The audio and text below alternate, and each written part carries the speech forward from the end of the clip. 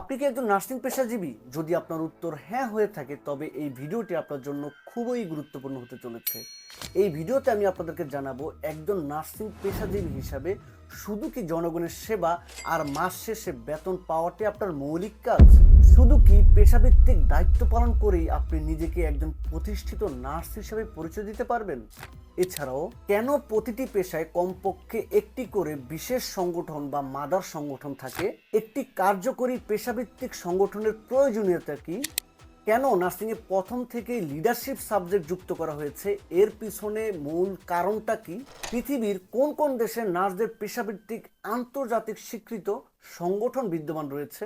কেন এদেশে নার্সদের কেরিয়ার পাথ, অর্গানোগ্রাম, সামাজিক মূল্যায়ন এখনো প্রতিষ্ঠিত হয়নি? বিএনএ বাংলাদেশ নার্সেস অ্যাসোসিয়েশন কি বাংলাদেশের একমাত্র নার্সদের মৌলিক সংগঠন? একটি স্বীকৃত পেশাভিত্তিক সংগঠন কোন কোন বিষয়ের উপর ভিত্তি করে প্রতিষ্ঠিত হয়? কোন কোন সেক্টরের অনুমোদন থাকলে তাকে আমরা নিবন্ধিত বৈধ সংগঠন বলতে পারি? কেন বাংলাদেশে এক যুগের অধিক সময় ধরে বিএনএ নির্বাচন হয়নি? একজন বাংলাদেশের রেজিস্টার্ড নার্স হিসাবে কেন আপনার বিএনএ সদস্য হতে হবে? হলে লাভ কি অথবা না হলে ক্ষতি কি? এবং সর্বশেষ সবচেয়ে বিতর্কিত, আলোচিত, সমালোচিত প্রশ্ন, আসল বিএনএ কোনটি?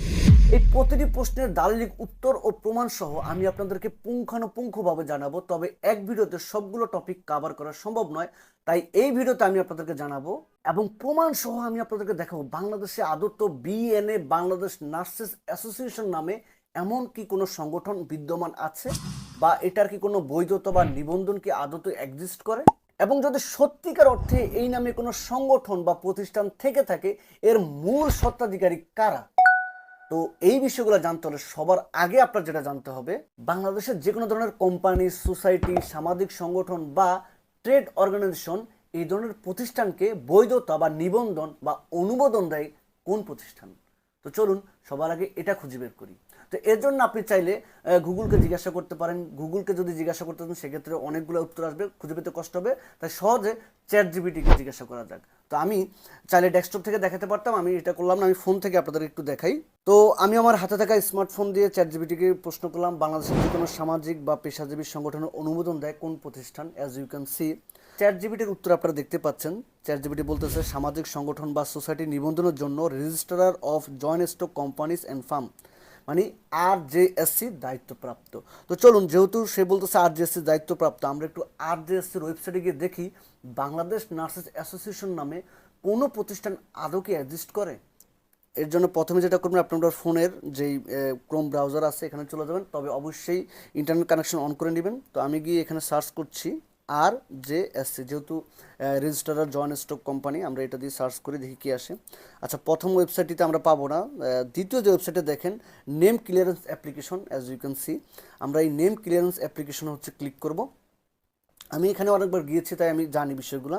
তো আমার কাছে যেহেতু না, আমরা জাস্ট নামটা এন্ট্রি করে আসছি কিনা এদের আমরা সেখানে দেখব। এই যে সার্চ এন্ট্রি নেমস, এখানে হচ্ছে ক্লিক করব। ওকে, আমরা ক্লিক করলাম। ক্লিক করার পর প্রথমে দেখেন এখানে বলতেছে এন্টিটি টাইপ এবং এন্টিটি নেম। সো আমরা প্রথমে সিলেক্টে ক্লিক করে, যেহেতু আমাদেরটা হচ্ছে এটা তো কোম্পানি না, আমাদেরটা হচ্ছে সোসাইটি, সো আমরা প্রথমে সোসাইটিতে ক্লিক করলাম। দেন এখানে হচ্ছে লিখলাম আমাদের বাংলাদেশ নার্স অ্যাসোসিয়েশন লিখি। আমার মতে বাংলাদেশ নার্স অ্যাসোসিয়েশন পুরোটা লিখতে হবে না, আপনি যদি শুধুমাত্র এখানে নার্স লিখেন তাতেও চলে আসবে। আমি তারপর লিখতেছি, অ্যান্ড নিচে যে ক্যাপচাটা আছে সেটা দিয়ে দিবেন। দেন সার্চ করলাম। এখানে একটু সময় লাগে, এই ওয়েবসাইটে একেবারে স্লো, এখানে একটু সময় লাগে। আমি জানি না যে ডোমেন হোস্টিং কীভাবে চলে, যাই হোক দেখি একটু সময় লাগে, আমরা আসলেই আমি আপনাদেরকে দেখাচ্ছি। As you can see already এই নামে বলা হচ্ছে যে name already exist, it can not be used, মানে হচ্ছে আপনি চাইলেও আর কোনোভাবে বাংলাদেশে অ্যাটলিস্ট এই নামে বাংলাদেশ নার্সেস অ্যাসোসিয়েশন এই নেমে আর কোনো ধরনের সংগঠন আপনি করতে পারবেন না, আর করলেও সেটার বৈধতা বা লাইসেন্স আপনি পাবেন না। সো এটার লাইসেন্স কি?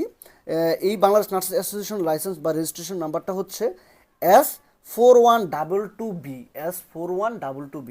তো আমরা এই পর্যায়ে পেয়ে গেলাম যে বাংলাদেশে একটা রেজিস্টার্ড সোসাইটি বা সংগঠন হচ্ছে বিদ্যমান আছে বাংলাদেশ নার্সেস অ্যাসোসিয়েশনের নামে, এবং যেটা কিন্তু জয়েন্ট স্টক কোম্পানি করতে নিবন্ধিত। তো এরপরে এই বাংলাদেশ নার্সেস অ্যাসোসিয়েশন বিভিন্ন সোশ্যাল মিডিয়াতে আমরা দেখতে পাই তারা ক্লেম করে তারা হচ্ছে ICN কর্তৃক অনুমোদিত। তো এই ICN কর্তৃক স্বীকৃত কিনা এটা চেক করার জন্য আমাদের যেটা করতে হবে, ICN এর যে অফিসিয়াল ওয়েবসাইট আছে আমরা সেখানে চলে যাব। আমরা আইসিএন লেগে সার্চ করলাম, সার্চ করার পর প্রথমেই দেখেন চলে আসছে ইন্টারন্যাশনাল কাউন্সিল অফ নার্সেস, এখানে ক্লিক করলাম। ক্লিক করার পর এই 3 আন্ডারলাইন যে আছে 3 আন্ডারলাইনে ক্লিক করলাম। ক্লিক করার পর এখানে আসছে মেম্বারশিপ, আমরা যেহেতু আইসিএনের মেম্বার বাংলাদেশ আছে কিনা এটা দেখতে চাচ্ছি, সো সেক্ষেত্রে এই মেম্বারশিপে ক্লিক করলাম। ক্লিক করার পর ওনাদের যে মেম্বার, আওয়ার মেম্বার, তবে এখানে বলে রাখি যে আইসিএনের যারা মানে কি বলবো বাংলাদেশ হোক, ফিলিপাইন হোক, ইন্ডিয়া হোক, যারা এটা সদস্য তাদের কাছে কিন্তু এই ওয়েবসাইট পোর্টালে ঢোকার অ্যাক্সেস আছে, লগ ইন মানে কি বলবো আইডি পাসওয়ার্ড আছে। আমাদের কাছে যেহেতু নাই, সো সেক্ষেত্রে আমরা তাদের মেম্বার দেখবো। আওয়ার মেম্বারে ক্লিক করলাম। ক্লিক করার পর এখানে তারা একটা ইউনিক পদ্ধতি রাখছে, তারা হচ্ছে মূলত মানে ম্যাপে ক্লিক করে আপনি হচ্ছে তাদের লোকেশন সম্পর্কে জানতে পারবেন। সো এখানে দেখতেছি ইন্ডিয়া, চায়না, আমি এখানে এই যে বাংলাদেশ দেখতে পেলাম, আমি বাংলাদেশে ক্লিক করলাম। ও নাইস।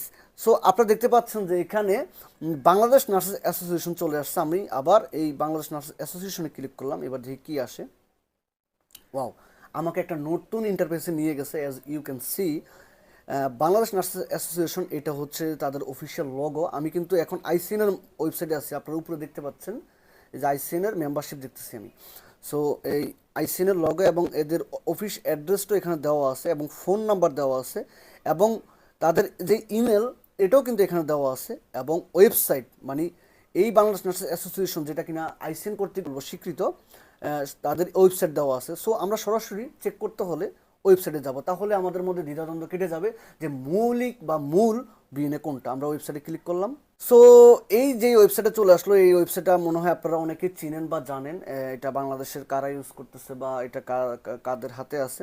সো এখানে এটাও প্রমাণ হয়ে গেল আলটিমেটলি যে বাংলাদেশে আইসিএন কর্তৃক একটা নিবন্ধিত বা তাদের সদস্য প্রাপ্ত আমাদের একটা সংগঠন আছে যেটা বাংলাদেশ নার্সেস অ্যাসোসিয়েশন, এবং যার ওয়েব অ্যাড্রেস হচ্ছে bna.org.bd।